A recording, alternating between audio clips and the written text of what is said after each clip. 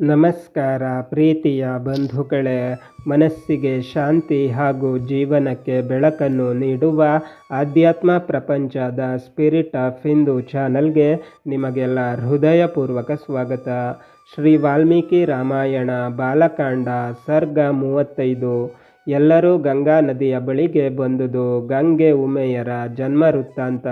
ಶೋಣಾ ನದಿ ತೀರದಲ್ಲಿ ಮಹರ್ಷಿಗಳ ಜೊತೆಯಲ್ಲಿ ಉಳಿದ ರಾತ್ರಿ ಭಾಗವನ್ನು ಕಳೆದು ಬೆಳಗಾಗುತ್ತಲೇ ವಿಶ್ವಾಮಿತ್ರನು ರಾಮ ಬೆಳಗಾಗುತ್ತಿದೆ, ಪೂರ್ವ ದಿಕ್ಕಿನಲ್ಲಿ ಸಂಧ್ಯಾರುಣವು ಕಾಣಿಸುತ್ತಿದೆ, ಏಳು ಏಳು ನಿನಗೆ ಮಂಗಳವಾಗಲಿ, ಮುಂದಿನ ಪ್ರಯಾಣಕ್ಕೆ ಮನಸ್ಸು ಮಾಡು ಎಂದು ರಾಮನಿಗೆ ಸುಪ್ರಭಾತವನ್ನು ಹೇಳಿ ಎಬ್ಬಿಸಿದನು.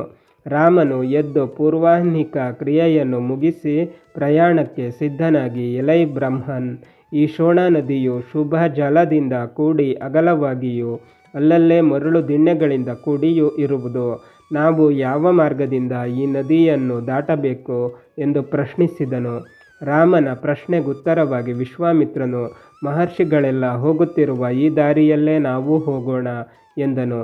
ಬುದ್ಧಿಶಾಲಿಯಾದ ವಿಶ್ವಾಮಿತ್ರನ ಮಾತಿನ ಅರ್ಥವನ್ನು ಗ್ರಹಿಸಿ ಮಹರ್ಷಿಗಳು ವಿಶ್ವಾಮಿತ್ರ ರಾಮ ಲಕ್ಷ್ಮಣರನ್ನು ತಮ್ಮೊಡನೆ ಕರೆದುಕೊಂಡು ನದಿಯನ್ನು ದಾಟಿಸಿ ಅನೇಕ ವನಗಳನ್ನು ನೋಡುತ್ತಾ ಮುಂದೆ ನಡೆದರು.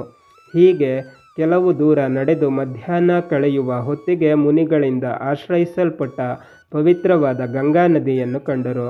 ಪುಣ್ಯೋದಕದಿಂದಲೂ ಹಂಸಸಾರಸ ಪಕ್ಷಿಗಳಿಂದಲೂ ಕೂಡಿದ ಆ ನದಿಯನ್ನು ನೋಡಿ ರಾಮ ಲಕ್ಷ್ಮಣರು ಋಷಿಗಳು ಸಂತೋಷಭರಿತರಾದರು. ಆ ನದಿಯ ತೀರದಲ್ಲೇ ಬಿಡಾರವನ್ನು ಮಾಡಿದರು.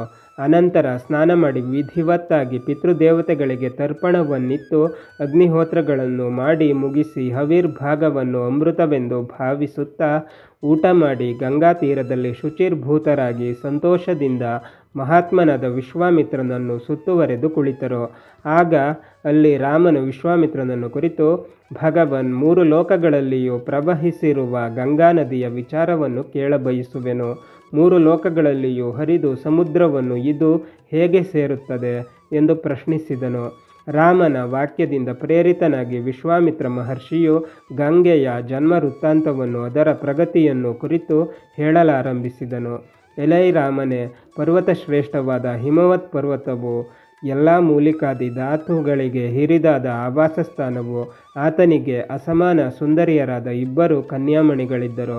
ಇವರುಗಳಿಗೆ ಮಾತೆಯು ಹಿಮವಂತನಿಗೆ ಪ್ರಿಯಳಾದ ಪತ್ನಿಯೂ ಆದ ಮನೋರಮೆ ಎಂಬುವಳು ಮೇರುವಿನ ಮಗಳು. ಆಕೆಯಲ್ಲಿ ಹಿಮವಂತನಿಗೆ ಗಂಗೆ ಎಂಬ ಈಕೆಯು ಹಿರಿಯ ಮಗಳಾಗಿಯೂ ಉಮೆ ಎಂಬುವಳು 2ನೆಯ ಮಗಳಾಗಿಯೂ ಹುಟ್ಟಿದರು. ಅನಂತರ ದೇವತೆಗಳೆಲ್ಲ ದೇವ ಕಾರ್ಯಾರ್ಥವಾಗಿ ಹಿರಿಯವಳಾದ ಗಂಗೆ ಎಂಬ ತ್ರಿಲೋಕವಾಹಿನಿಯಾದ ಈ ನದಿಗಾಗಿ ಹಿಮವಂತನನ್ನು ಪ್ರಾರ್ಥಿಸಿದರು.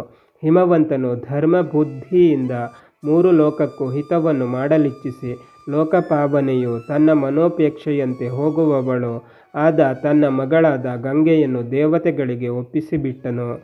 3 ಲೋಕಕ್ಕೂ ಹಿತವನ್ನು ಮಾಡುವವರಾದ ದೇವತೆಗಳು ಕೃತಾರ್ಥರಾದವೆಂದು ಹರ್ಷಿಸುತ್ತಾ ಗಂಗೆಯನ್ನು ಕರೆದುಕೊಂಡು ಹೊರಟು ಹೋದರು.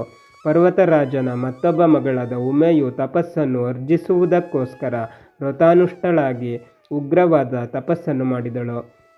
ಉಗ್ರವಾಗಿ ತಪಸ್ಸನ್ನು ಮಾಡಿ ಲೋಕಪೂಜ್ಯಳಾದ ಉಮೆ ಎಂಬ ತನ್ನ ಮಗಳನ್ನು ಗಿರಿರಾಜನು ಅಸಮಾನ ರೂಪನಾದ ರುದ್ರನಿಗೆ ವಿವಾಹ ಮಾಡಿಕೊಟ್ಟನು.